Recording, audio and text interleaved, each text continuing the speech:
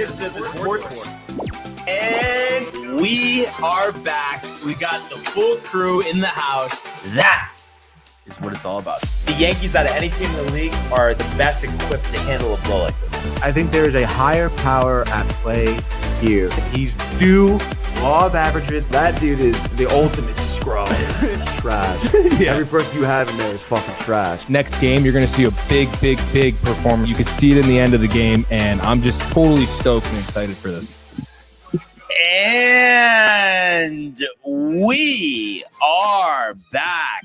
Welcome to another edition of the Sports Port. And once again, it is the Barnes and Tony Show.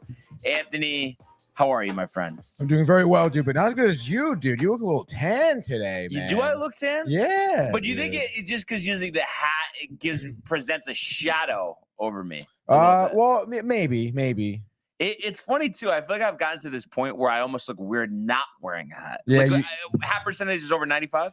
Wow, yeah, it must be, right? Yeah. Especially as of recent, like especially during the summer, it's just like the sun, keep it out of your face.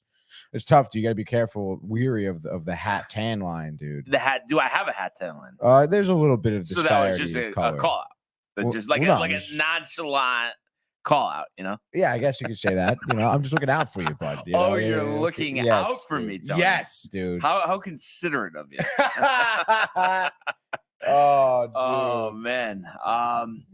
So how was last night? The movie, I caught up with you on Screen Time a little bit. If anybody didn't catch that, that is in the archives. So definitely want to take a look at that. But good night with Michael. Honestly, great night, dude. It was actually pretty funny because we were working pretty hard, so we were kind of like up against the time, leading up to the movie. 4:20 movie theater. We were like, there was a 3 o'clock. Let's try to make the 3 o'clock. Didn't make the 3 o'clock. We'll go for the 4:20 Norwalk, dude. So we normally go Trumbull, as you know. Okay. But it was pretty funny. We went to the Norwalk one in Sono, Sono 8, it's called.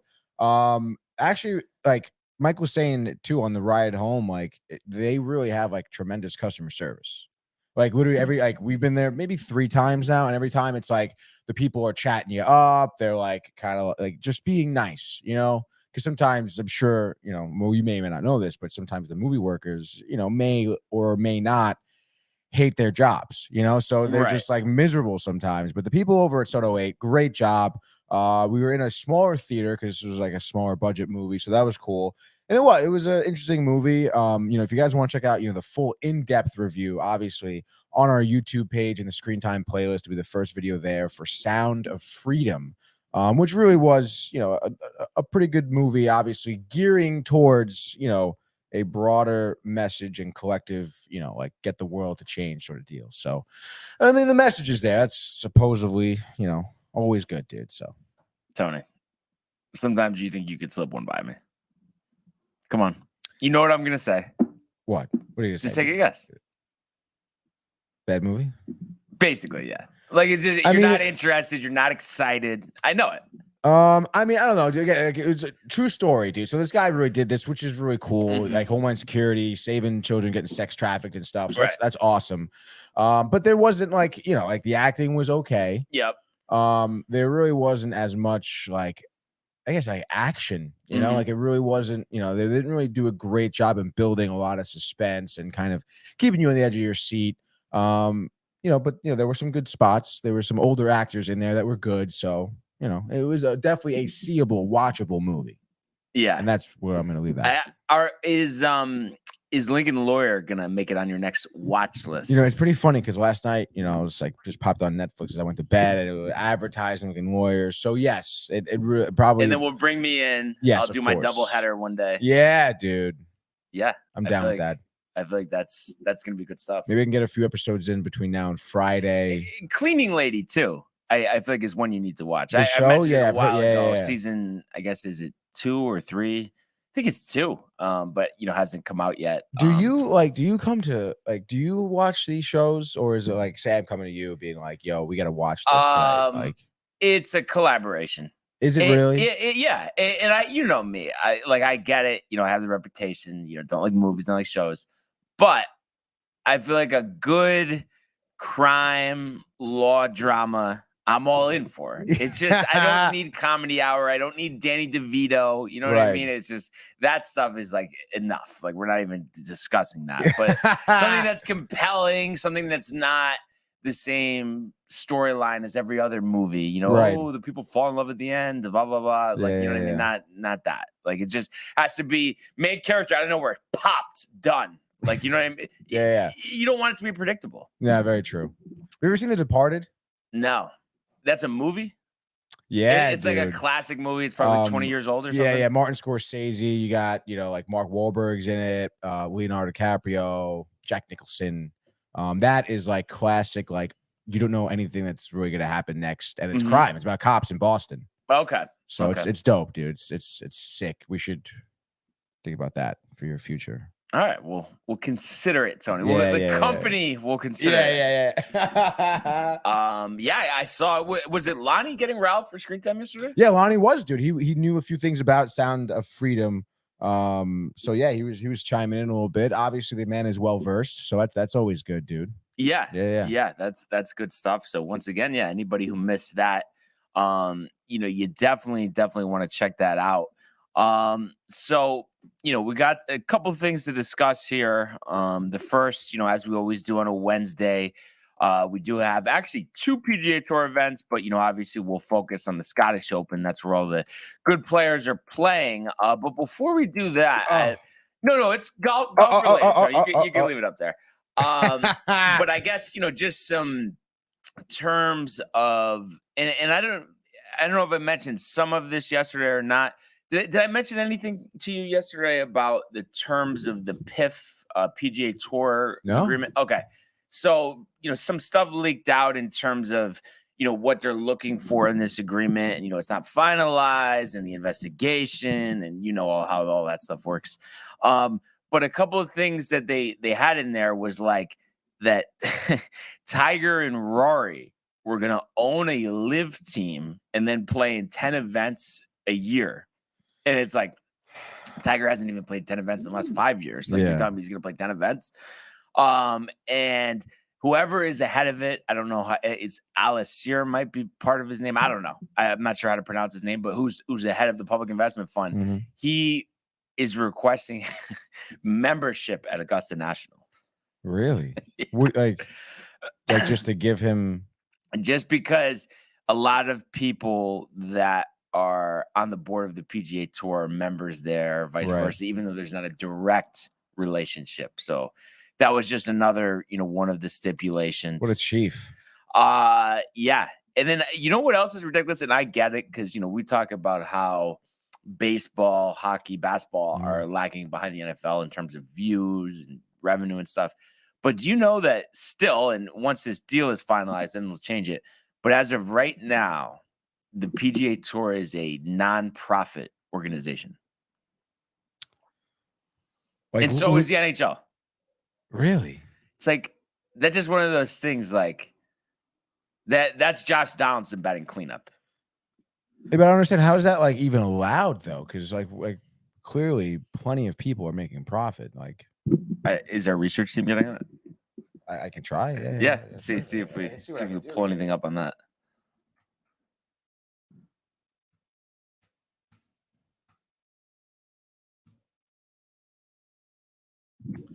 It's a membership-based nonprofit that complies with IRS rules, including making large charitable donations. Securities industry attorney Bill Singer, however, says the PGA is a walking or golf cart riding contradiction.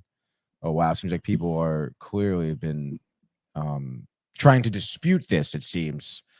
Registered as a business league and operates under nonprofit status, as has been reported over the years. The status allows the PGA to avoid hundreds of millions in taxes over the last few decades, despite allegations that it spends well under 20% of its tour revenue on charity, and that executives are highly salaried in the millions per annum. So it's interesting. Professional sports organizations are not simply nonprofits, and they should not be receiving the same tax breaks and treatment, especially when many of them are bringing in tens of millions of dollars in profits per year. The PGA in 2019 took $1.5 billion in revenues, profited more than $250 million from 16 to 19, and skirted around $80 million in federal corporate taxes. And this guy is, I guess, proposing more legislation to close this loophole for the PGA and other professional sports leagues, saving taxpayers millions.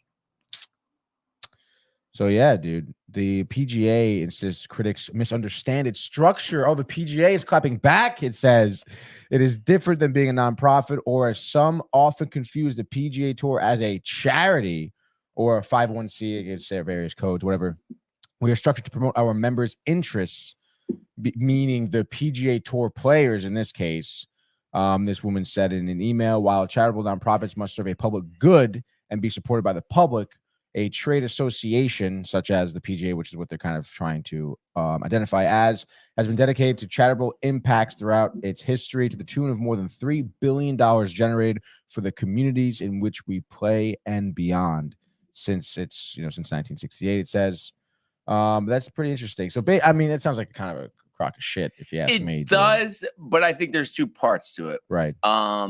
So if the money that they would be paying, the IRS or whoever in taxes is actually going to reputable charities that are actually putting the money in use the correct way. Right. I mean, that's a lot better because we know, the IRS is, just one of the biggest scams in the universe. Oh, You know what yeah. I mean, the constant tax and tax and tax, but yet there's not enough money for everything. Mhm. We're trillions in debt.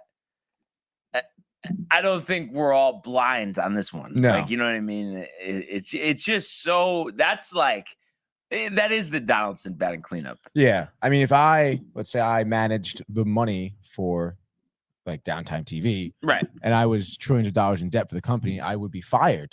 $1 trillion in debt, but then you had a couple properties throughout the Oh, yeah. world. You had Golf on the private weekends, jet, dude. Yeah. a corporate membership at several country clubs. And Michael, wow, the IRS striking a nerve. The with Michael. biggest scam, he says. The bugaboo, Tony.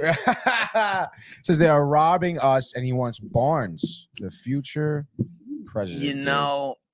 It's a shame because I know we could do some great stuff, America, but it's just Let's I'm get not that done, America. I'm just not cut out for it, Tony. You know what I mean? It's too much BSing, and it ruins people's lives. Yeah, it does. So I'm always available as an advisor. So we could talk about that. But just hopefully future Vice is still too much work. He's suggesting vice president. But yes, a paid advisor, I think is the way to go. Paid advisor, dude. Behind the scenes, no one knows your name or face. Sweater of the treasurer. What does that mean? I don't know. Secretary of the Treasury, maybe is what he probably meant. That's probably what he meant. Sweater of the treasurer, dude. No Secretary of Treasury? Tony, I just politics. Like I said, I don't like how it's a charade, and it's Boone with the media, Buck with the media. It's all the same thing, and it's like and then you try. We've seen what happens when someone is in power and then tries to go against what everybody's done, and how chaotic that gets, and what happens to your life after that. It's just at the end of the day, as much as that type of power, is intriguing for anybody. If it's going to ruin your life, it's not worth it. It's overrated. Yeah, dude. It's not worth it. And I don't even need to say this, but some type of power in the sports world is so much more valuable and enjoyable than even being, an office assist. You know what I'm right? trying to say. Yeah. If you were to choose what sport you'd be a part of in terms of like being the commissioner of MLB or the head of the PGA, what do you want? Did you want MLB? I feel like PGA is way like laid back more. Yeah, I feel like it's like so. I'd rather, first of all, than either of those things work in the Yankee organization. But if it's not going to be in the Yankees organization, then I don't know. I don't really want to be in the commissioner's office. I'd rather just work for the PGA Tour. Yeah, it sounds about right, dude. Makes sense. It does, dude. You got all nice places, probably great. Every country club has amazing food and drinks. But then primary owner of the Yankees, you could have both. Yes, that's very true, dude. How we could go on about the hypotheticals, Tony. I know, dude. It really could go on forever. You know what I'm actually curious about though? Just before we go Scottish here, can you look up the NHL scenario? Because I just heard that. I think I was I was listening to Boomer and Gio this morning. I would imagine they have a similar thing as the PGA. They pass through entities that pay salaries for their personnel, cover other expenses such as office rent, legal and consulting fees, travel, and then distribute the surplus to any teams. This is just talking about the NFL is technically a nonprofit as well. Yeah. Wow, dude. Oh no. That's an old article. It was, wow. but they switched it. It was funny. They like the whole reason they just kind of caved in or gave in, whatever, is because like they'd have to open up their books. So they're just like, oh, we'd rather just oh shit, dude. Taxes. That's sketchy. Yeah, dude. Yeah. I'm trying to see like what a lot of these articles are. Okay, National Hockey Foundation, nonprofit. Oh, this is like a pay and you get all the info type of deal.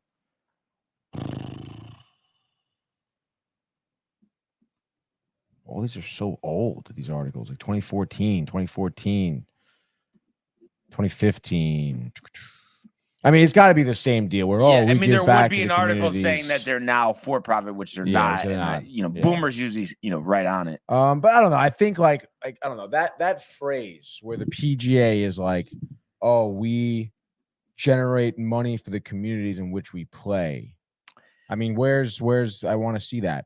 Yeah, I know. I don't know the specifics, but I do know, for instance, like the season-ending tour championship is at East Lake in Atlanta, and there's like a huge thing that they do there. I don't know if it's Boys and Girls Clubs or whatever, but that's been going on 30 years. So that's why they don't want to like move that event. Same thing. The Travelers, there's some type of.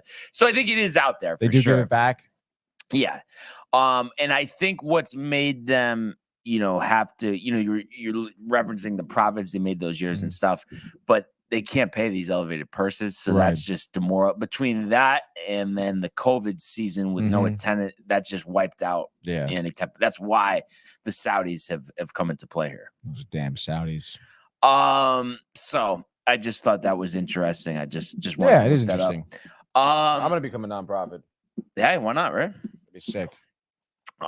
So, like I mentioned, we do have the Scottish Open starting tomorrow. And this is going to be the 5th consecutive Scottish Open. And this is overall number 41. So usually, you think about like the Open Championship is 151. This is only actually the 41st edition of the Scottish Open, but 5th straight at the Renaissance Club in North Berwick. So just to give you an idea too, so if we go back, this is the 5th one. So, you go back to 2019 score wise, we've seen it kind of all over the map. Bern Weisberger, won with a 22 under in 2019. Aaron Rye in 2020, won at 11 under, and both of those were actually playoff victories. So you had 11 less strokes win that year. 2021, Min Woo Lee, 18 under, also a 3-man playoff for that one. And then last year, Kurt Kitayama won at 7 under. So we saw scores range at this course, the last 4 years between 22 under and 7 under. So it's quite the variation there. And then, like I said, 3 out of the last 4 have went to playoffs, which is interesting as well. And the purse for this tournament seems small relative to these elevated events, but this is the highest in the tournament's history, $9 million, with the winner getting 1.62. Nice. So just to kind of set the scene there, in terms of who we're thinking here, you got Patrick Cantlay, Scotty Scheffler, Tommy Fleetwood, Xander Schauffele, Tyrrell Hatton, Victor Hovland, Matt Fitzpatrick, Ricky Fowler, Rory McIlroy, Wyndham Clark, Minwoo Lee, Rasmus Højgaard from Denmark. How about that? We know that had bite written all over it. Danish. Aaron Rye, Justin Rose, Shane Lowry, as well as Max Homa, Jordan Spieth, Justin Thomas, and defending champion Kurt Kitayama. And the interesting thing here, so a couple of things. Well, at least in recent time, for me, I know that the winner of the Scottish, I'm just looking at this here. I actually want to see if in let me just see something here, but I'm pretty sure, like in the last 10 years at least, the winner of this has not been able to go back to back. But I just want to check on Phil because he won back in 2013. He didn't win the year before or the year after. Justin Rose won in 2014. No, but I meant in terms of like winning the Scottish and then going over to the British and winning that. Oh, I see what you're saying. Okay, he did do that. Okay, so Phil being the last one, that was 10 years ago. But since then, we haven't seen anybody able to pull double duty. And like that type of stuff. Like, how it's like every year at the Masters, for instance, the par 3 winner has never won the Masters tournament. Right. So like for this tournament, if you were a player, would you buy into that? The guys are 0 for their last 10. Would you be hesitant to even play in this tournament? No, I don't think so. I mean, anything could really happen, especially in golf. We know that. I mean, anyone could be hot, anyone go on a streak. And really at any given moment, we saw it, last week. I mean, one bad hole could really snowball someone, down the leaderboard. So, obviously, it's an interesting stat, I think, for people like us. Right. But I mean, I wouldn't think too much about it if I'm a player. No, can't do that. So when you look at this too, I mean, I think I get to why people want to play at this event, even before it was elevated, just because link style course. So you think it would, get you in the right mindset. And then a nice, interesting thing too, for the guys, that we don't know. And once again, who are the who's who, if you're not exempt into the Open, the top 3 finishers of this tournament, like if they're not exempt, will get into the Open next week. Right. So that's kind of a, compelling element. You can see somebody that you've never heard of, make it into the Open next week, which is interesting. And then just about the course here, a par 70. And, it all depends on tee locations, pin locations, but it can extend out to 72-37 in terms of yardage. And it has 5 par 3s, 3 par 5s, 10 par 4s, and 3 of those par 4s ranked among the top 15 hardest of 533 par 4s used during the entirety of the 2021-2022 PGA Tour season. Come on. No? Nothing? No, that's you didn't understand what I was saying. Of course I did, dude. I don't think I would make it through this course, Brian. The rough. No way. The rough is ridiculous. I would break my clubs probably in frustration and leave. Yeah. Go to the bar. Call it a day. I guess it's just like, because I wonder myself, because, the rough I play in, I mean, it's nowhere close to what they do. But sometimes, the rough's pretty thick. And it's like, I just wonder how, like, sometimes even they get stuck. But what the strategy is, like, I know for me now, for instance, like very thick rough, and let's say I'm 200 yards out, like I won't even attempt to try to hit the green. I'm just hitting a pitching wedge, just get out of there. Yeah. And like I feel like they can hit some higher club, but it's like I guess it's just angle, club face. But I really don't know how, like Bethpage Black, how you get through that. Do you know anybody that's played there? No. Really? No. It would be just so sick to see. I know it would be quite the struggle. And Bethpage, the only thing is the black course, they make you walk too. Really? Yeah. What's the deal with that? Just prestige? Yeah. But I mean, I think it's it's a little haughty-taughty.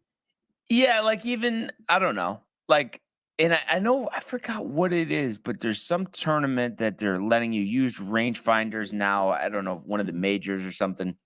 Wait, like the players can use a rangefinder? Yeah, just look that up actually, because I know that's been. And I'm just thinking of like rules and customs that these guys have, and I know that was one of them. I didn't know they weren't allowed. Professional golfers playing the PGA tournament can now use rangefinders to calculate the distance of their shots. But PGA Championship. Yeah, this is a 2021 article, golf.com. Rangefinders now legal present at PGA Championship, but not prevalent. Is that Phil? Yeah. Wow. Yeah, it looks like that history tour style was made on Thursday. This was again back in 2021. First time golfers and their caddies were permitted to use rangefinders in the competition in a major, and in any event sanctioned by PGA Tour, and they did. So, I mean, the only thing that I would agree with as to, why you wouldn't want to have the rangefinder if it slows down the round, but do you think that would almost speed up the round because instead of having to go to your yardage book for every distance, that you could just shoot it real quick? I mean, what do you think? Yeah. I don't know. I mean, I've never used a rangefinder, and I didn't know that they were banned in the PGA or just not allowed, whatever. But I mean, why? I don't know. I guess why were they banned in the first place? I think somebody was with Prestige? this answer doesn't even make any sense, but it was something like, oh, well, they're so good. So if they have the exact yardage, they can put it within a couple inches or feet or something, but that doesn't make any sense. And I feel like it's like, just because, Jack wasn't able to use it, Tiger in his prime, there's no reason why these guys need to use it. But interesting. I almost think too, if like these tournaments moved quicker, you could see more golf, and then maybe more people would be interested, kind of like what we've seen with baseball this year. If you combine that with taking a cart, because there's complaints about slow play, there's no way you're telling me that people using carts isn't going to like completely change the times of these rounds. I mean, is there an issue with the speed of play? Like, do people have that issue? Well, because I don't know. I've been very impressed and been highly acclaiming the broadcast for these golf tournaments. Like, I think the pace is phenomenal. Someone who watches it, I think there's enough time in between hits. They're constantly going back and forth between different players, so you're seeing constant action anyway. Right. So I mean, again, as a viewer, for me, I don't think I have a complaint. I could see maybe why someone who attends the tournaments would be like, this is kind of like boring, I guess, but and it's not for me, it's not for you. I'm just thinking, I don't know, just for general people, and obviously we don't want stuff to ruin the game either. But I guess what my point being is that I don't think it would take away from the viewing experience at all if these guys are in a cart. But for some reason, it's so like sacred, like you have to walk courses, and I don't know. I just don't. I think it's about the shots, not about whether you're walking or riding. And I know some people prefer to play better, and you hear the I'm sure you've heard it, like people saying, "Oh, you walk, you play better." Have you heard that or no? I have not heard that, actually. Yeah. A lot of times it's people, a little older, that kind of used to do that more back in the day. I would like to do that. I've never walked a course before, so I feel like it's like if there's not a ton of hills and you have a push or pull cart, it's fine. But I do not want any part of carrying a bag. The clubs. Brutal. And I can only imagine like a hot day. Yeah. Oh no, but pushing it or pulling it or remote control, I mean, you're not doing anything. Yeah, that's fine. You're just walking. I mean, but it's like, it's always a hill. It's a little annoying. Yeah. But that's cool. Rangefinders, I guess. Well, but don't they already know? Well, I guess from the yardage books, but I don't understand how that yardage book works. I know it's like, okay, this tree is 120 yards out, but then are they just, they have to be estimated. It can't be that they like map out every 5 yards on the course. Yeah, I feel like it's an estimate. Yeah. It doesn't seem like it hurts them too much, but I don't know. I just think it's like either way, it would be okay. So there doesn't need to be this strong like stipulation that you can't use the rangefinders. That's just what I think. No, yeah, I agree. You use one? No, well, I don't. It's funny. So, like, usually a lot of carts have them, so I just use it from the cart. Oh, that's cool. And I don't know, the whole shooting thing is like annoying. Like, I have some app on my phone that like you can use, but I guess it's not that. But sometimes I don't know. My friends will give me a reading, and it just doesn't seem right. But also, it factors in slope, which you don't get on an app or a cart GPS. Oh, that's pretty cool. So, I guess there's plus and minuses to everything. Yeah. So, and then one error I actually just realized I made. I don't know how I did this, but Kitayama was actually the runner-up last year. It was Schauffele who won this tournament last year. So, just my apologies on that. But needless to say, I think we've really set the stage here, knowing it's going to be a tough golf course. It's going to be a tough tournament. You have a 156-man field. So it's just one of those things. And, I read the people that have won this, some we're familiar with, like Xander, others we've never heard of, like Bernd Weisberger. Who's that? I've actually heard of him just because he's been on the DP World Tour for a while. What's the deal with the DP World Tour? Well, it's part of the merger, and it's right. The European Tour, and they kind of, I don't know. It seems like they've kind of gotten screwed over just because, they had their tour. PGA Tour players were allowed to play those events anytime they wanted, and now it's like they're merging. Like this event, for instance, was always just on the European Tour only. Now it's part of the PGA Tour. So it seems like they're kind of getting left in the dust, and there's not an incentive for somebody that's from Europe to stay over there unless it's like they just don't want to live in the US or travel there regularly. But there's a couple tournaments people want to play, and this is a Coach Heritage event, but it's like this, and I think it's the BMW PGA BMW championship that they have every year. Other than that, the other events, people they're not as popular. But I know you've had some time to sit on this one, don't you? Yeah, I know I have, dude. Any do you even have an answer right now? Or I do have an answer right now. Yeah, I'm gonna go with Rory. Really? Yeah, dude. I just think tough course. I know we were talking about it, so it's interesting, but I don't know. I feel like you're thinking, oh, tough course, maybe someone who's been there before could win again. But like you were saying, you have these guys in some years that never, first time winners of the tournament. So it's interesting that, it still can happen, and I mean, you'll get his last few tournaments, Rory's, that is, Travelers tied for 7th, second at the Open, and we talked about him getting over that hump of finally winning, clearly coming within the, top 10 in his last 5 tournaments here. I just feel like he's always in the running, and I know we talk about it. I just feel like somewhere where the man's from Ireland too, so he can he understands what the weather is like around these places and kind of maybe how to play these types of courses growing up in Ireland. So I feel like he's got a good shot, dude. And I say, man, I don't think again, I think it's going to be tough. It's really interesting, honestly, looking at the scores from the previous years. It's really flip flop. But I say he wins it at 9 under. Interesting. So pretty low. And usually and it's funny because these opens, when you have the Open Championship, we've seen the scores, all over the map. But it doesn't seem like for whatever reason, they get as much backlash if there is a a tournament where the winner's 20 under. You don't hear that out of them. For some reason, that's a big thing over here. I don't know why. Oh, interesting. Okay. And so this is a little tough here. Are we talking 70 and sunny over there in Scotland? Or it could be 40 and rainy. Yeah. Do we have an extended forecast? I know. I'm trying to see if just put it in. We got. Oh yeah, your ads again. You get so excited about this. This is really annoying, dude. What are we talking about? Honestly, what? Progress golf.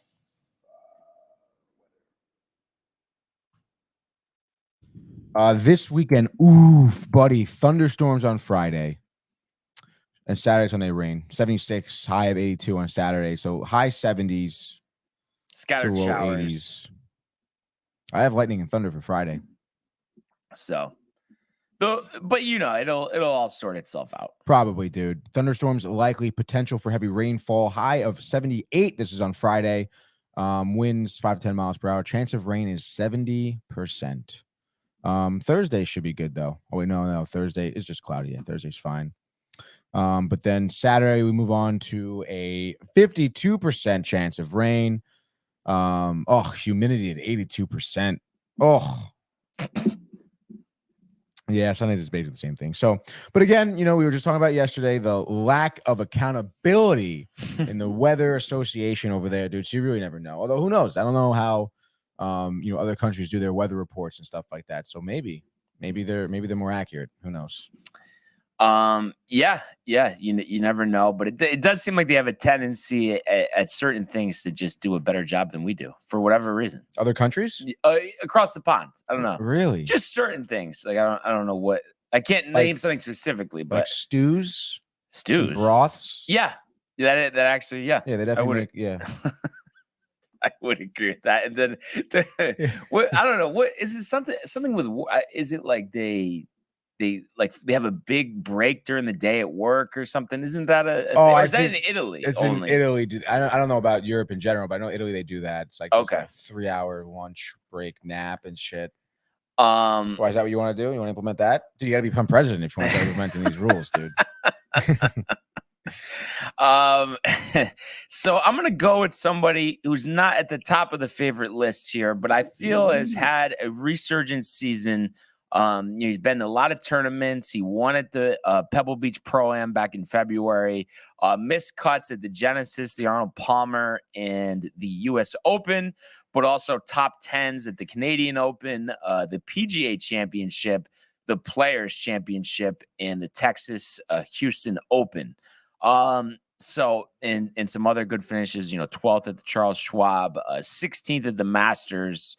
So a pretty solid resurgent year, tied 18th at the Farmers.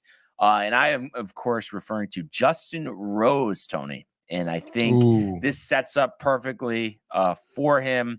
So I think he's going to win this tournament. And I just like having like somebody, who's not at the top of the leaderboard. I have a good feeling about this one. That's what I'm trying to get at here. Okay. I see you doing a little homework now. Yeah, I'm trying to look at maybe like a homegrown kid who could be a sleeper, Yeah, because that was a good segue. Because I was going to actually ask you, who you're thinking as a sleeper here. I know. I'm trying to find like a young Scottish player, but I'm looking at Richie Ramsey right now. Coming off of a Made in Himmerland tournament, coming in third, dude. Mm-hmm. So obviously this is now, DP tournaments is primarily is what he's doing here over the pond. As they like to say. As I like to say, placed well in June, Volvo Car Scandinavian mixed tournament. Shot a low of 66, it looks like. So low of 64 too, by the way, at Himmerland Golf and Spa Resort, coming in third. I feel like, kind of a sleeper. He's 40 years old, so he's been around the block. So yeah, give me Richie Ramsey as the sleeper pick, dude. Wow. Like you had to leave it up for a spelling, Tony. All right, so Richie Ramsey. Thinking outside the box. Definitely thinking outside the box. And I feel like I've mentioned this guy before. I actually kind of want to pull up how he's done because he's a veteran on tour. And actually, I'm kind of curious. I know you're not going to get it, but I'm going to ask you anyway. Oh. And I don't mean to say that as a dig, but it's kind of a crazy thing. But you're just going to be like, no. Do you know who the Ryder Cup captain is for the Europe? No. When I say his name, you're going to be tight, though. Probably. Do you know who the U.S. captain is? No. We just talked about him. Veteran on the tour. Remember I was talking about the Masters and Open champion going into last week's John Deere. Remember? He's a veteran. This was a while ago. No, this was last week. Last week. Like, it was so you don't know Zach Johnson. Like, that's the U.S. captain. Johnson. Okay. Yeah. You remember a little bit. So I am going to go with a guy who actually hasn't won a PGA Tour sanctioned event since the 2012 Transitions Championship, which I've never heard of. Oh my God. He doesn't get into all the events here. And let's see, his best finish on a PGA Tour event this year, tied 23rd at the Zurich Classic of New Orleans. Wow. And I just want to see here too, if history-wise, how he's performed at the Scottish, but I would imagine that he's played there quite regularly, being from England. Let me just see here real quick, Tony. Sorry to hold you up here. Oh, dude, I got all day. I still can't believe you don't know the Ryder Cup captain. Am I supposed to? Yeah. What the fuck does the captain even mean? Like, what is that? What does the captain do? He has the captain's picks. He decides who's in what match and all of that stuff. What qualifies him? He's selected by like random the European golf body. Oh, and it was supposed to be Henrik Stenson, but then he was removed from that position because he joined Live. So it's Luke Donald, who, interestingly enough, I always thought he was from Australia, but I was getting him confused with Stuart Appleby. He's from England, and last year he played here, missed the cut, but he's my sleeper pick. Wow. I just think he's geared up for the Ryder Cup. And he gets picked by like a council, like the PGA Tour. It might, something like the RNA or something. I'm not sure. But like, exactly. What's his credentials that makes him captain? He's good. Yeah, no, I mean, it's gonna be a veteran guy that's been on tour before. You think back to the U.S. Steve Stricker, Davis Love, they've been captains of it, and this year obviously going with Zach Johnson. So it's just a veteran guy with experience. Are you like excited about Zach Johnson being the captain? Like, you digging that? I could see it. I think respectable guy, kind of soft spoken. I could see it working out pretty well. Okay, that's good. And this is kind of crazy, Tony, but I'm just putting in the picks here. Right. I need some serious help. All right. So it's not that crazy. Can you just pull up the scores from Sunday? Or not Sunday, from Friday for baseball. All right, baseball scores on Friday. Oh, you motherfucker. July 14th. No, it's this Friday. No, I want last Friday, people. July 7th. Cubs beat the Yankees. All right, and then Dodgers Marlins. Last Friday. Yeah. The 7th. Yeah. Go on. Oh, Marlins. Okay. Phillies. So Marlins lost. So what about the Dodgers? I think Dodgers won that night. Yeah. Yeah. Okay. So I only got one there. So 31. And then for you, sir, Mets, Rangers, Rays. Mets won. Yep. Rays, Rangers. Rangers won. Rays lost. Okay. So 2. So 35 to Charlie Morton. 1. I'm so sick of the Braves, dude.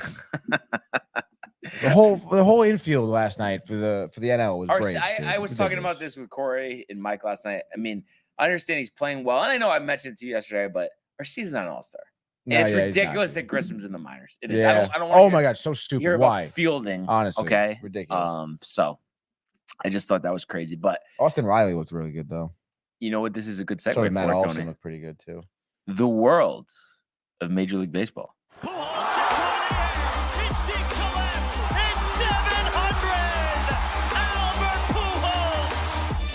What a play! Stop it! Yep. And Alonso cracks one of the Mets win the ball game.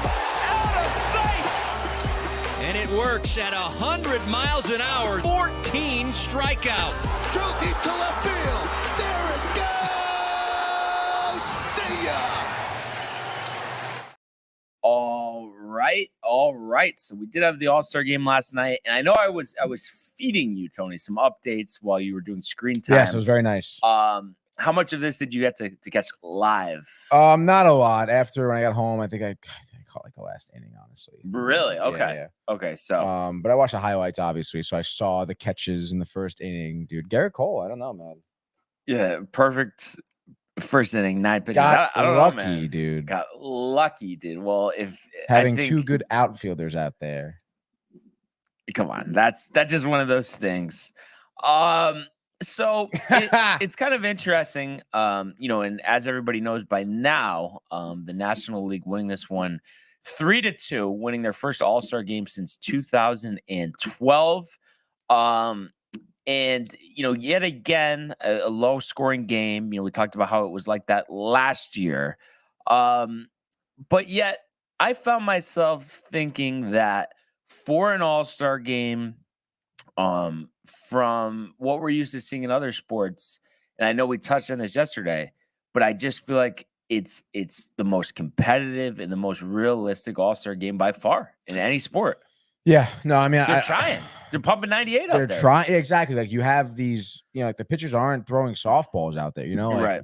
and they are trying a lot. They're looking to like put on a show, for like, and a lot of these guys, like Carroll, for example, from the Diamondbacks, he was out there in left field. They interviewed him during the game, and he's just like talking about how much like fun it is just to be here, and I think that kind of goes to, obviously it speaks volumes about the league, about the sport in general.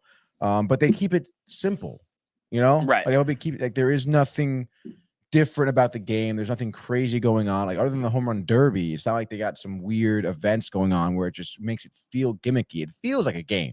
People attend the stadium and everything. So again, like you look at other sports, like even including hockey too. Like hockey is a 3-on-3 tournament.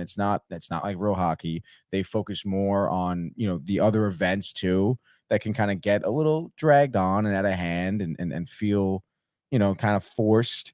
And then football is just an absolute disgrace, I think, of well, it's flag Pro football Bowl. now, Yeah, literally. it's like so stupid to have it the week before the Super Bowl. It just doesn't make any sense to like what they do.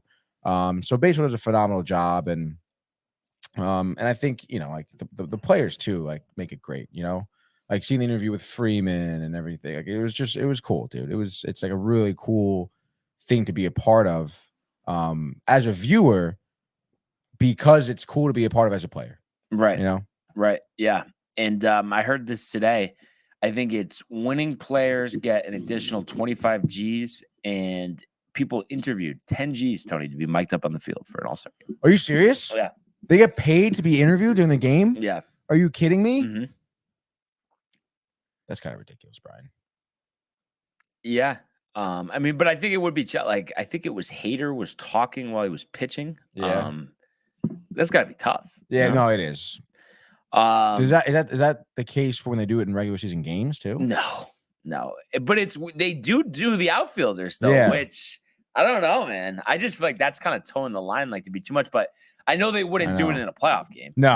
But then I still feel like it's too much for a regular season game. They did it in the Field of Dreams game too, I believe. But you're compromising yourself. You really are, dude, because you're not 100% focused on the game, and that's a fact. Like, yeah. So I can't believe that they do that. But yeah, overall, I think for an All-Star game, it was pretty good. I watched really all of the game. Started kind of dozing off towards the end. Because the AL was losing? No. It just long day, golf, all that. But what do you? I was kind of thinking to myself about this.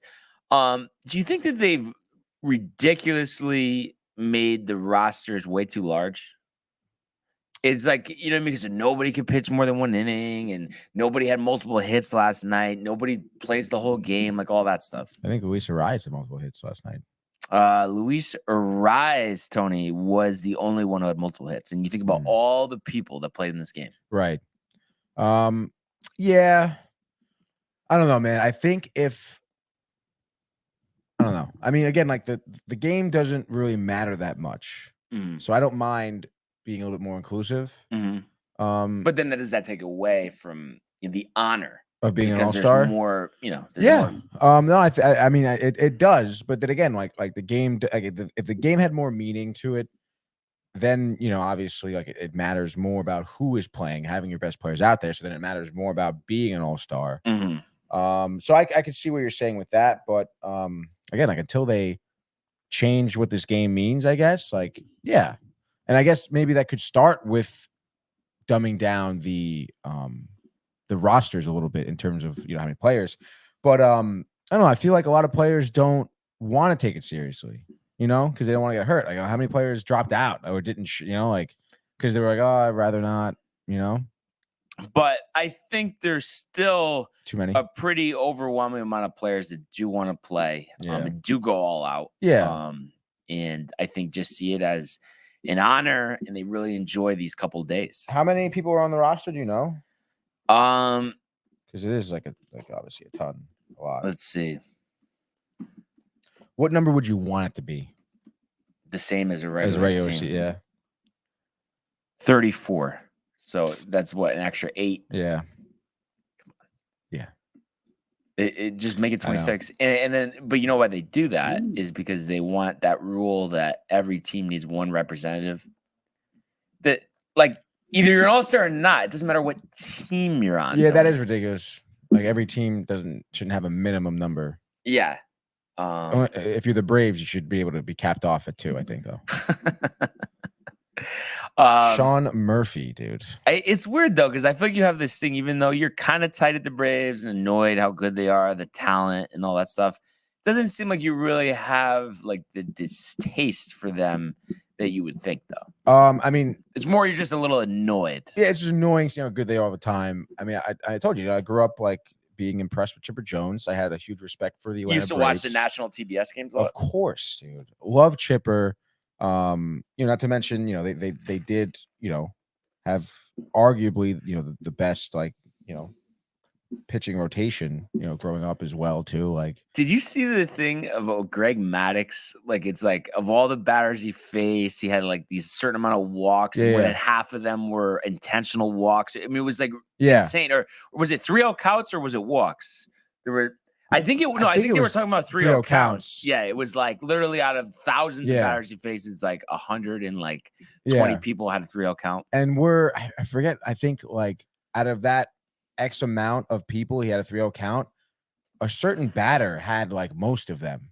I forget who it was. I don't know why the name Frank Thomas comes to mind, but I don't think it was Frank Thomas. Okay.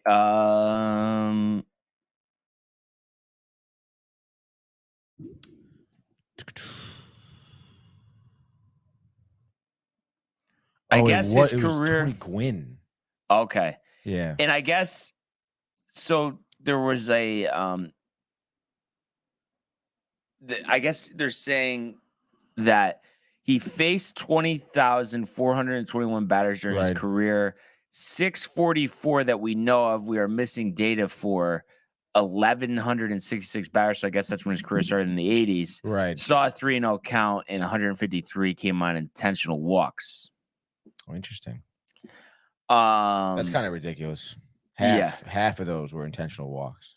But you know who I honestly think was the most exciting player on those teams, even though the pitching was obviously overwhelming with Maddux, with Glavine, with Smoltz, Andrew Jones. For that little period of time, Andrew Jones was so exciting in center field. I mean, you're right. He was. Why, you didn't like him? Well, I just feel like a little period of time, like where's the longevity? But pull up the numbers. I think it's a little longer than you think. I know it just all of a sudden with the Dodgers, he completely fell off a cliff. But he had a good 6-7 year run at least. I mean, he must have won 10 Gold Gloves. Really? Yeah. Right there, second one. What are you doing? I was okay. Oh, sorry. Are you looking for the E? Yeah, maybe. 434 career home runs. How many Gold Gloves? Should be at the top. Go 10 time Gold Glove. Okay, 10 time. Well, wait, didn't somebody just say 10?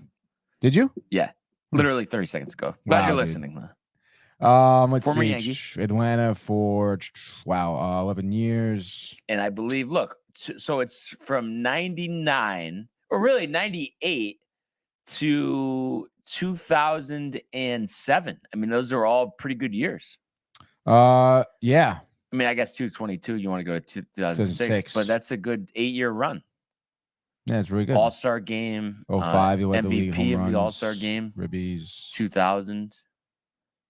Was he a 2-time All-Star game MVP? It looks like it, right? Why does it look like 4-time? There's no way. I mean, I figure 5-time All-Star. I feel like I would have set it up here, though. No. I'm gonna look on Wiki, see if I could.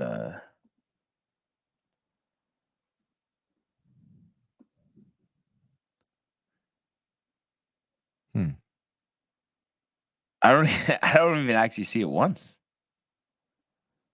Yeah, that's weird. Yeah, I'm looking at the NL MVP voting right now. Andrew Jones is in 11th. It says. Maybe that was just like All-Star typo? games. Yeah. I'm just showing 5-time All-Star, 10-time Gold Glove. Oh, no. We're shot. It says MVP and then where he placed, like MVP 8, MVP okay, that's just 16. all-star. Yeah. Yeah, So MVP. He was second. He five-time was all-star. 11th. Yeah. Okay, I see what's going on. 51 home runs back in 05. Yeah, led the league. Seemed like every time we were turning on Sports Center, he was on Web Gems. He was near the top. Who did you think in their prime was better defensive center fielder, him or Torrey Hunter? I mean, I guess defensively, I've seen more of Jones. I think Jones was have to check better. some He more definitely was tape a on better Torrey. hitter, Yeah. too. He was just insane. Yeah, Hunter, I feel like his numbers aren't that impressive. Like, he had a couple good years, and we all remember Barry Bonds putting him over his shoulder after he robbed his home run in the All-Star game in Milwaukee. Was that 2003 or 2002, I guess, because that was when he was an All-Star. Yeah. 9-time Gold Glover. But so. I mean, the only thing he did better than Jones was later in his career, he was able to make an impact where Jones was cooked at like, I think 32, 34. Are we talking traffic report? Possibly. No, this is an unknown caller. Really? Yeah. Prefer? Hello? Oh. Hello, are you there? Yes, who's this? We've heard this. Hello? Hello, this is the National Police and Trooper Association. I actually thought this was calling Michael. everyone to let them know the me new too. drive is No, every time that those like type of calls coming in, they're asking for a donation. I literally all I say is no.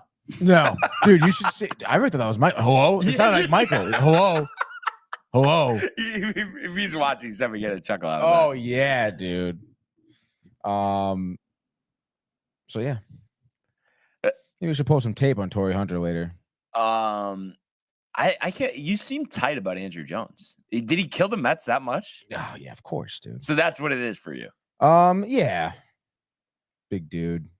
But Cranking yet home you runs. love Chipper Jones. Because he was a little more respectable about it, you know, and he was like, always talked about how great the Mets fan base were and how great Shea Stadium was. Again, he had a lot of respect for the Mets. So how do you not respect him for having that type of sportsmanship? But wasn't there something? I don't know. I thought there was some controversy with Chipper, and I thought it was with the Mets. I don't know. Something that happened at the game or something.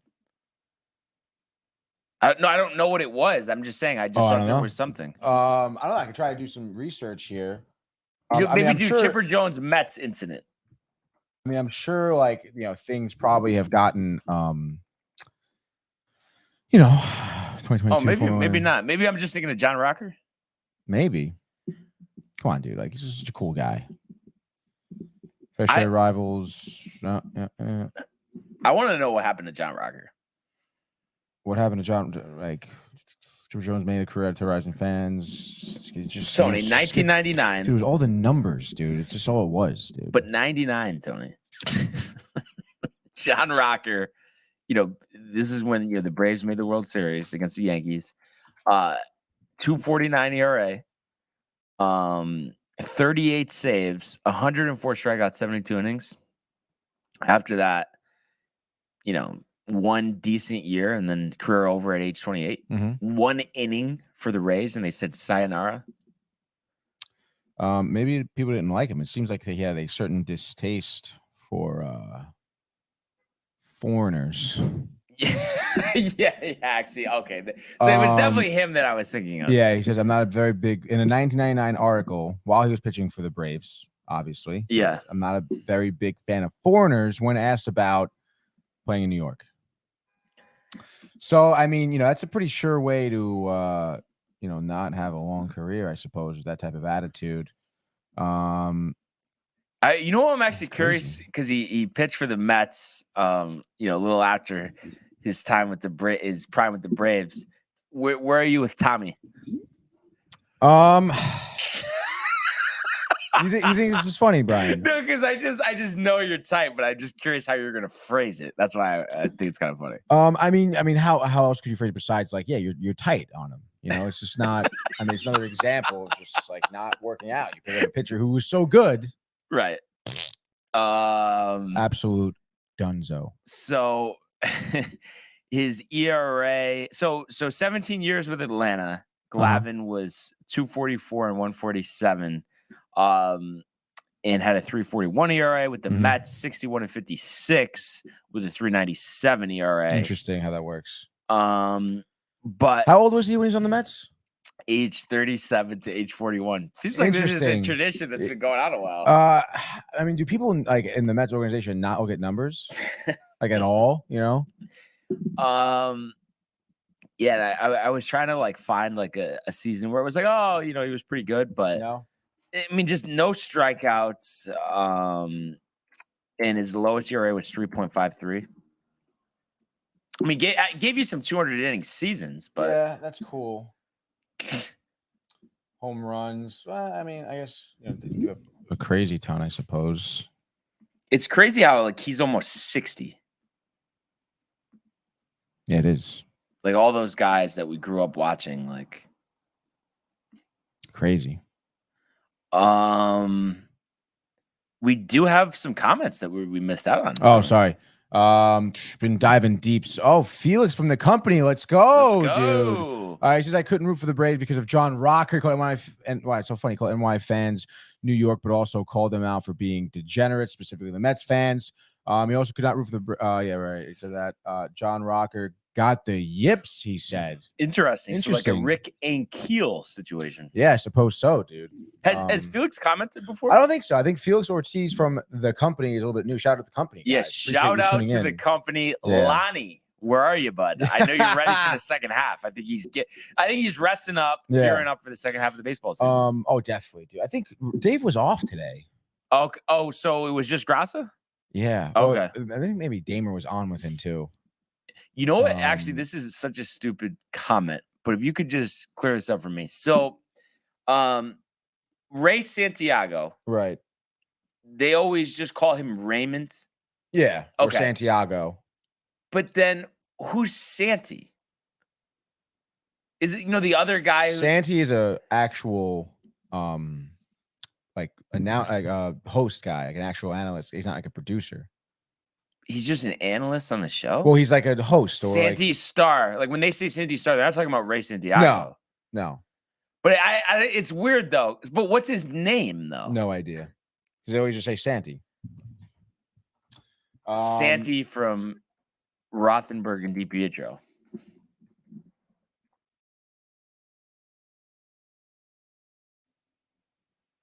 No, it's not him. That's not it. No. Oh, maybe it is Santiago. Because his Twitter is at Ray Santi. I've never really heard them refer to him as Santi. No, that's what I'm saying. And I know it's Raymond and RJ. They always play the sound bite. Wait, RJ? RJ is Raymond or no? No, RJ's the other producer. He, I believe, is on paternity leave right now, I think. Is that a kid? But it's not the guy who's doing Santi Star. That's not RJ. No. That's somebody else. I think. I don't know. You're kind of confusing me. I'm not going to lie right now. Okay. I know Ray Santiago is the guy who was chirping at Michael Kay. Yes. And then they would always play that soundbite from last Memorial Day. Some were lost and like he doesn't finish what he's saying. Or, You know what I'm talking about? Yes. But so that guy is separate from Santi Star and the guy who's what happened in Florida. Like that is, I guess, Santi. So, Santiago and RJ both like produce the show together. Right. Raymond does the "Did It Happen in Florida" segment. Yeah. That's Raymond. Yeah. So Santi is the guy chirping at Michael Kay. I guess. No, but that some were lost. Like right. No, yeah. That's Santi. That was Santiago, who I think we're realizing is Santi.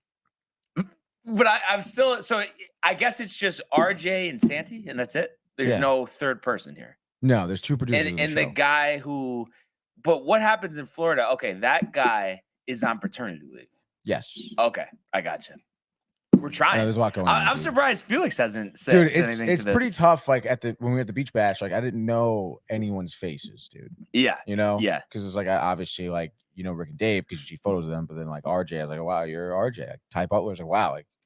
It is funny. I feel like no matter what show you listen to, like it's always, I guess really Boomer and Gio don't do it too much, but like with ESPN radio, and then like Carton used to do this, before his show ended.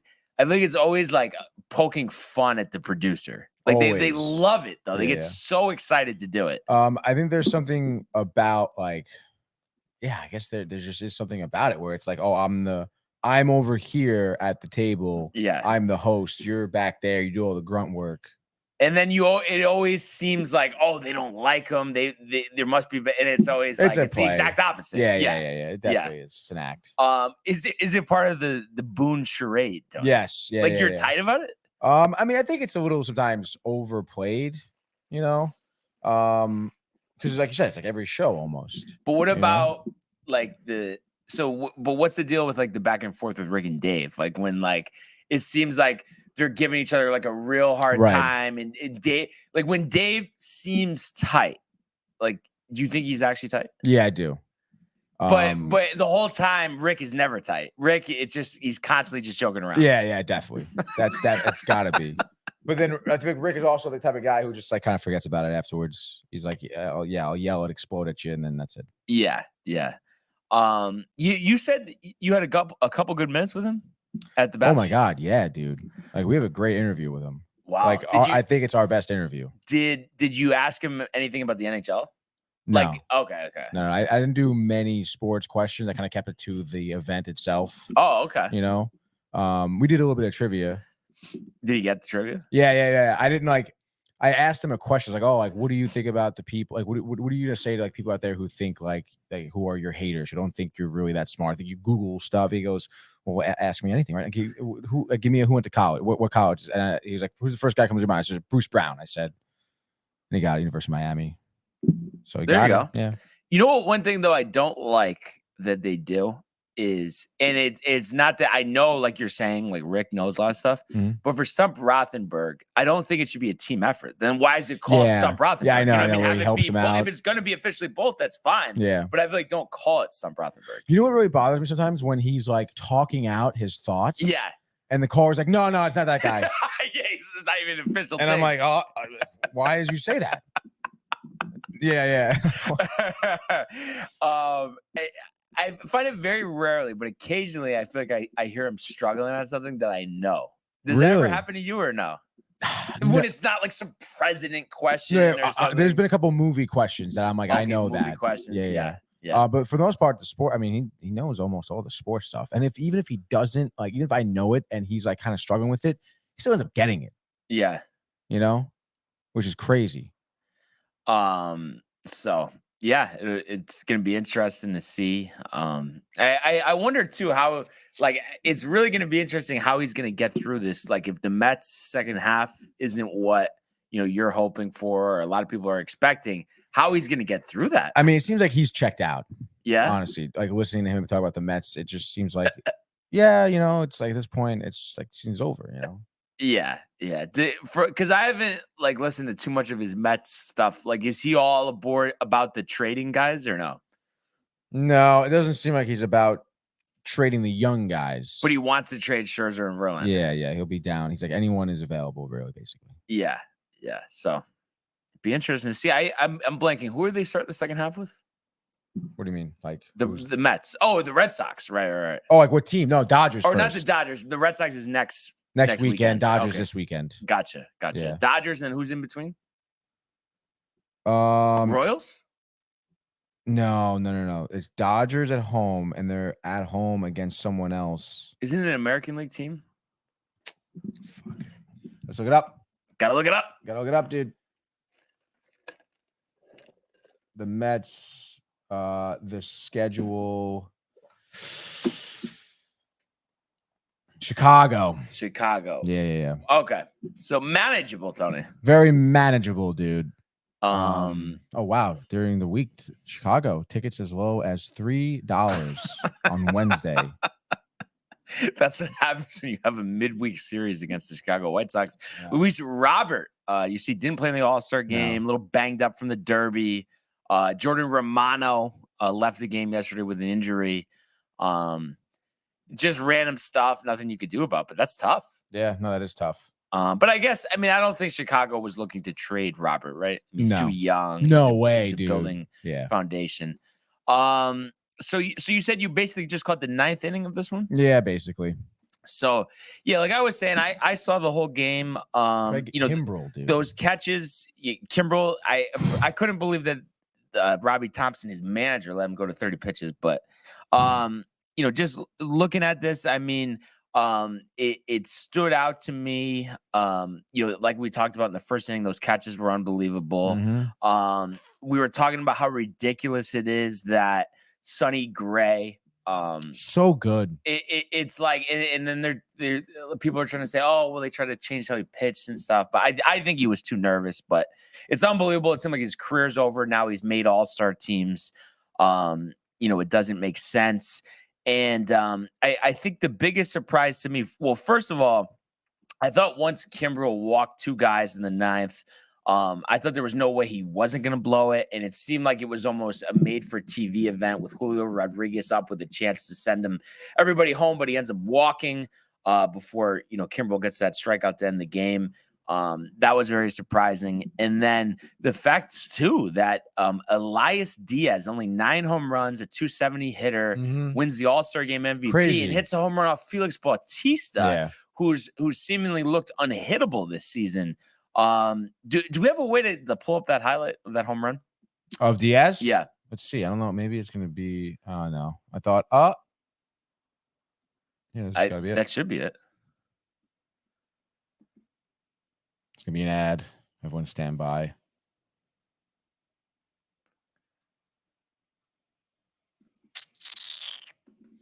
Oh wow! He became the 4th oldest person to player to home run in his first career All-Star game.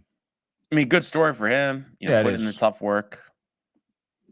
Let's bring it back a little bit. Let's share the screen.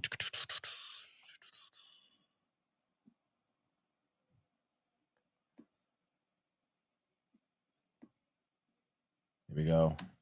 Oh. Hung a slider. Yeah.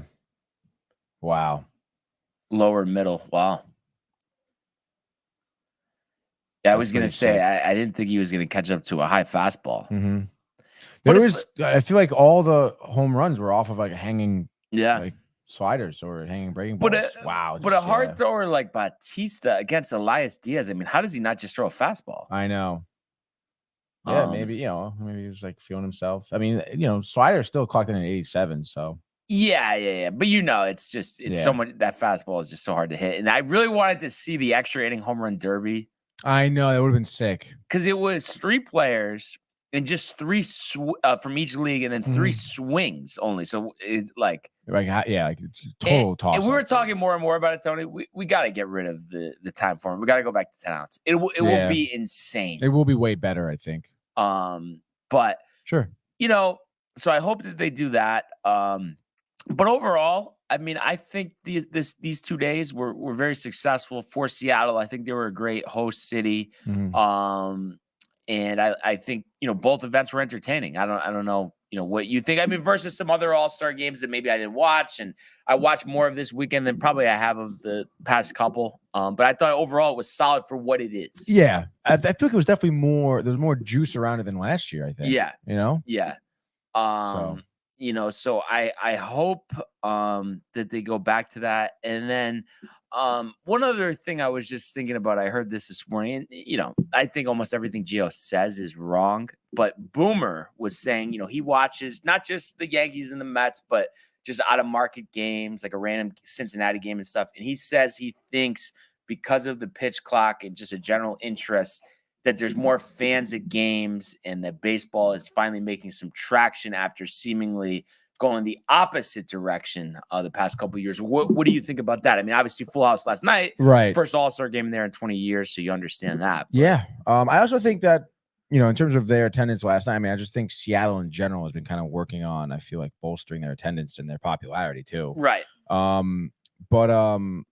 Yeah, I mean, obviously he would know more than I about the pitch clock having an effect on those actual games.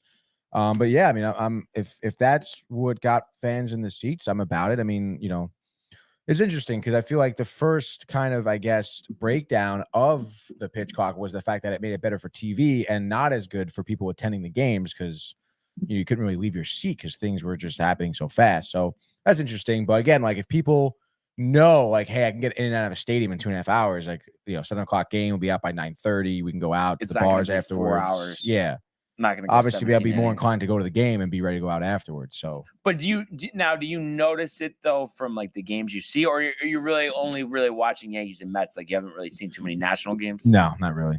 So Here and there, I guess. I'm just kind of curious. I kind of want to do some. What, were you gonna say something? No, I was just saying, like, I actually watched a Giants game recently at home, and it seemed like that their stadium was pretty empty. Okay, was it on the weekend or just a random like 10 o'clock? I think it was. Yeah, I think it was on a weekend. Yeah, definitely on a week, like a day game on a Saturday. Okay.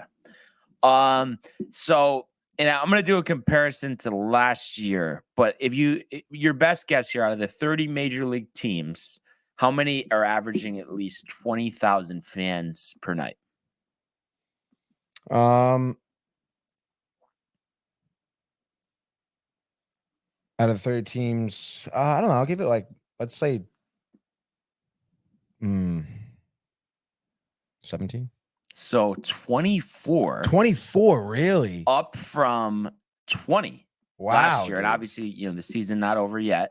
And I'm gonna go back to 2019 just as a reference point because I feel like 2020 obviously was completely dead, and then 2021 was still some partial COVID scenarios. And actually, 2019, you had 24 teams average 20,000. So maybe we finally have recovered from that COVID scenario.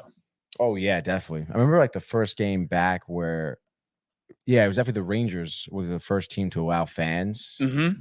And they came out to like a sold out opening day. Yeah. And then let's see. How many teams are averaging 30,000? Oh man, I would say maybe 12. 15. Okay. Last year there were 14, so just a slight improvement there. And then how many teams are averaging 40,000 fans? 8. No. Were you serious? No. I don't know, dude. I mean, when you think about the capacity, I don't know. They probably, I know Dodgers are. I know they average 40,000 fans. You gotta answer the question. I don't know, dude. Less than that. Yankees don't. 41,000. Really? Yeah. That's ridiculous. What's the number, dude? 4. 4? Last year it was 3. So, I mean, I think all of these statistics, have shown growth. Plus, Philly's averaging just under 40,000, 39,587. Who are the 4 teams? Yes. Yankees, Dodgers. Who are the other 2? National League teams. Really? Yeah. No way the Braves are. No. Actually, I mean, they're not that far off. 39,076. I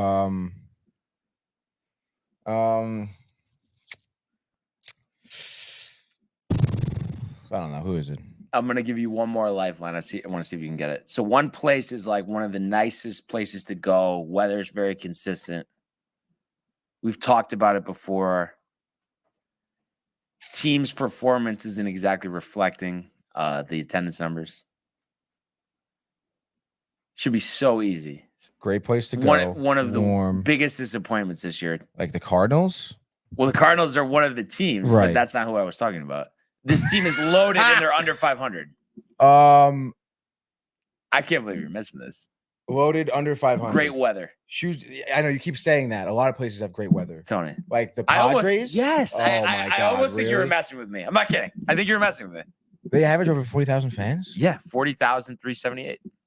That's ridiculous. So I don't, TV ratings, we'll have to check. Those could be a different story. But I just think that's showing that we're making some headway and baseball is coming back. And do you think like the biggest point of that progress is the pitch clock or no? I don't know, man. I mean, or it's something. It's obviously something.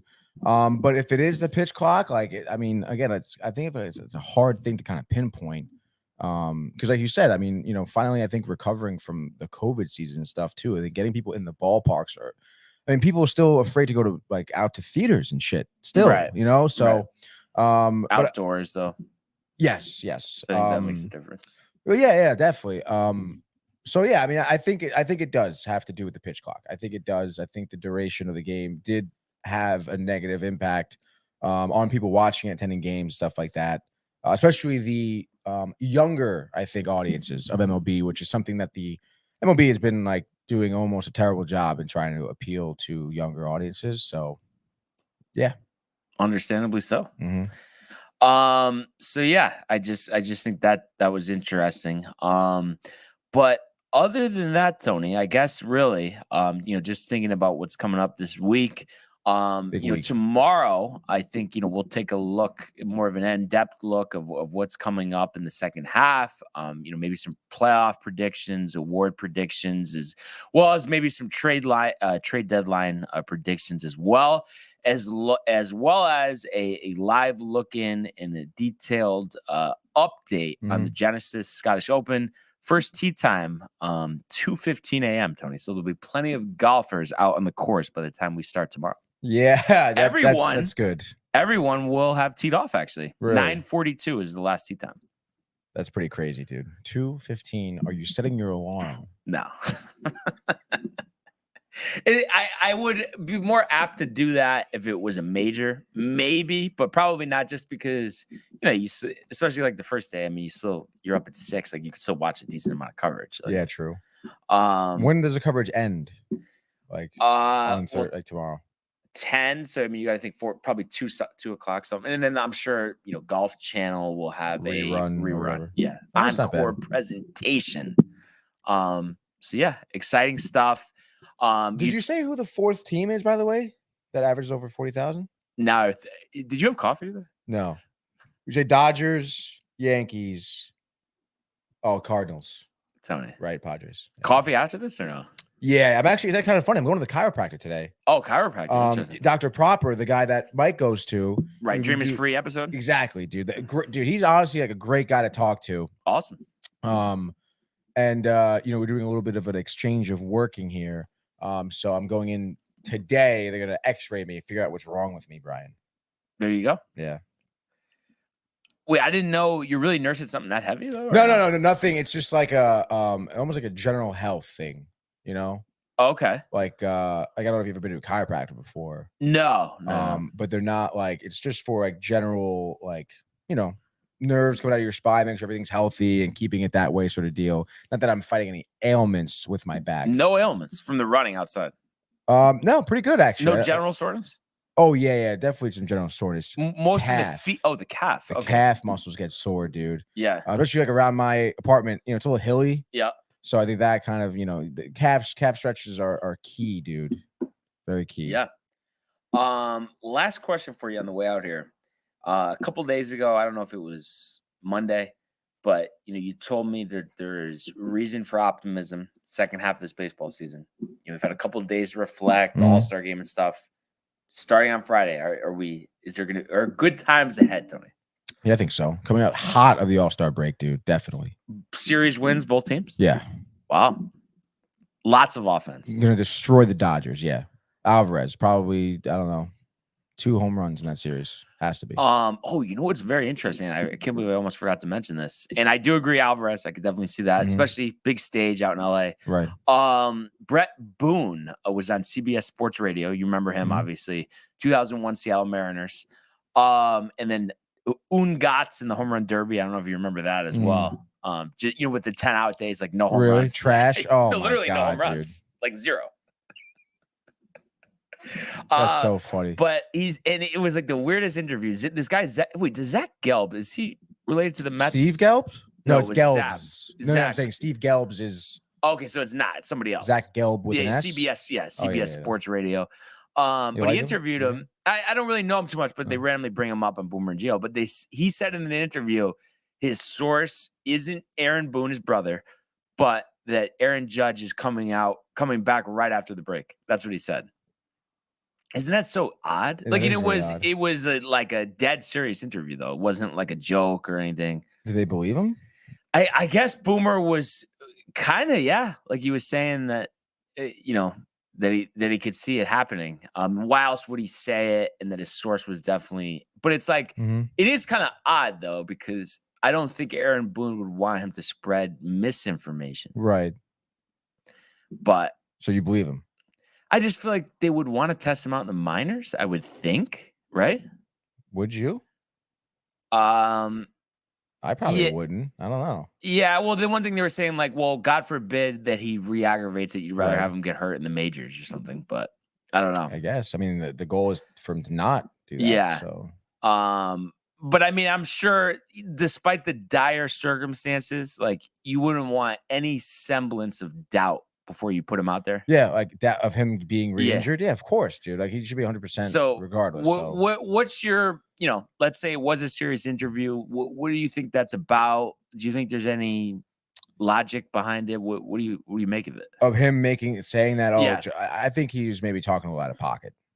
But why though? I have no idea who. I mean, this guy sounds like weird. Just like to get a reaction? I guess. Yeah. I don't know. What? Like, yeah, I don't know. I don't. Yeah. What's his name? Zach Gelb. No. So, but Brett Boone is the one who said Oh, it. Brett Boone's the one who said it. Oh, So search Brett Boone.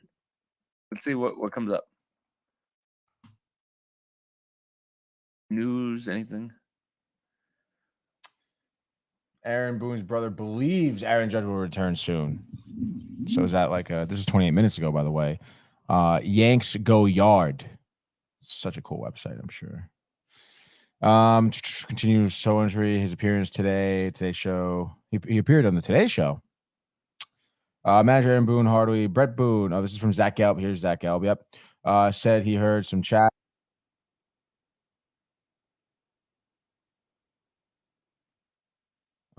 Oh wow, loading.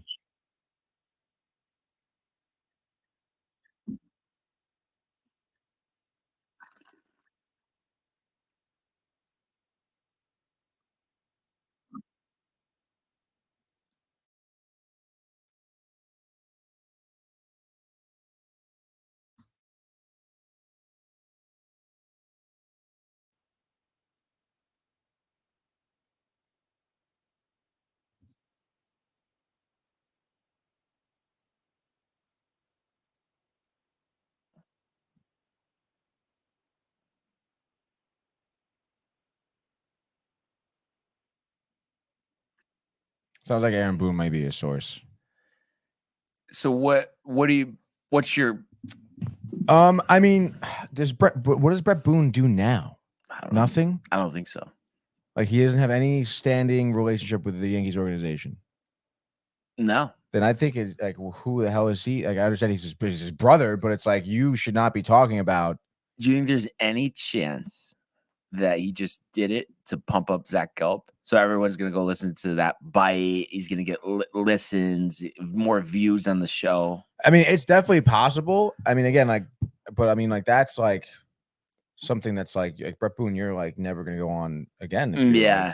If I'm the Yankees organization, I'm like, what are you doing? But I can't see Judge coming back in sooner than like 2 weeks. Yeah, I think they always rehab their players. And they were talking, but even so, they were talking about like this guy, like how long he's gonna be out, like longer than expected, and everything. Like they made it seem like he may not come back at all. Almost. Yeah, it's such a weird situation. I hate how the Yankees have to just always leave us in the dark, though. Like you know what I mean? They just I mean, I this just kind of just happened, I guess, right? Yeah. So yesterday. I don't know.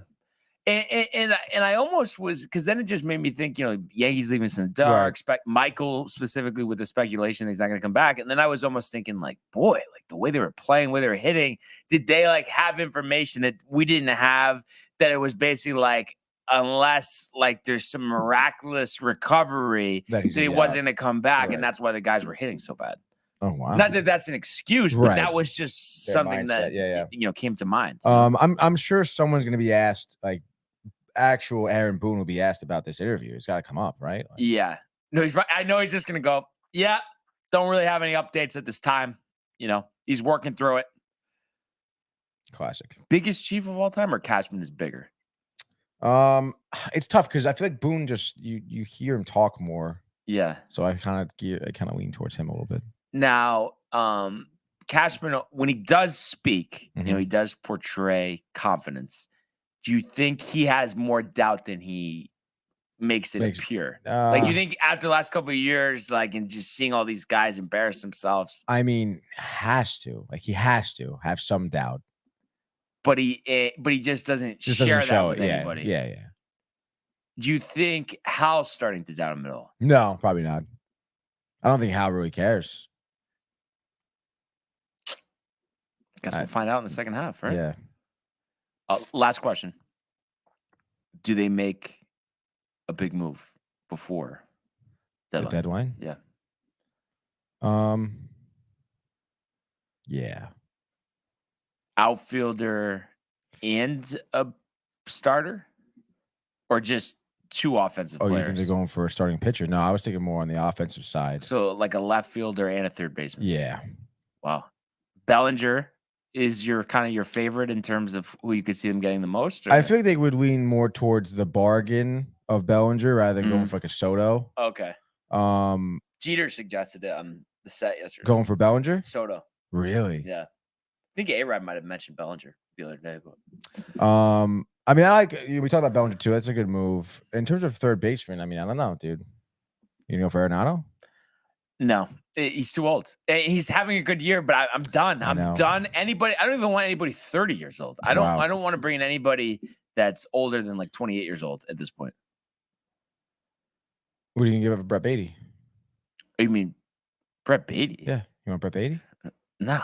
You want Brett Beatty? You don't want Brett Beatty? He's not performing well, Tony. Why don't you want him? He's a great defensive third baseman. His bat will come around. He's young. But why are you dying to get rid of him? I'm not dying to. I'm just curious if you would offer something for Brett Beatty. Brett Beatty? Brett Beatty? It's a hard name to say quick. Brett Beatty? I don't know who you would want. That's what I'm confused about. You're looking for like Herman or something? I mean, that would be kind of nice, I suppose. Herman, I'm so perplexed about Herman.